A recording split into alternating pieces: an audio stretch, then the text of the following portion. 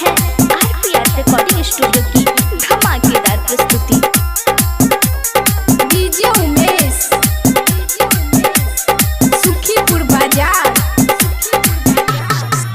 देखी के हौसत दिल में धौसत जैसे बम गोला आइल बा।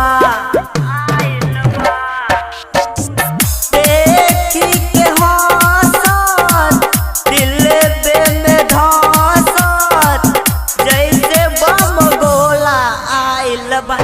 रे यरबा मालवा रानी मन हमरा टोला आइल बा।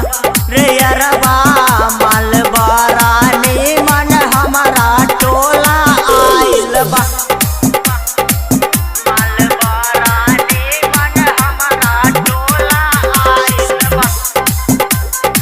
Mix by RPR recording studio Sardi Sundarpur. DJ Umesh Sukhipur बाजार।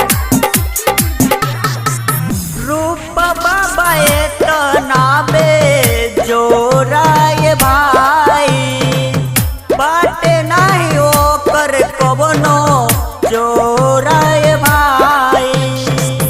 रूप बाबा इतना बेजोरा ये भाई बाटे नहीं ओकर कवनो जोरा ये भाई।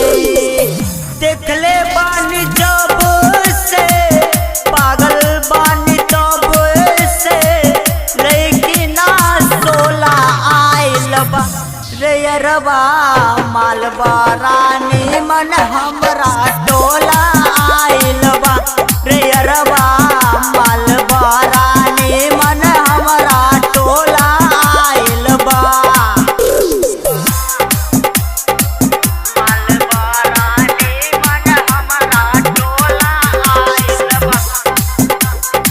Mix by RPR recording studio Sardi Sundarpur. DJ Umesh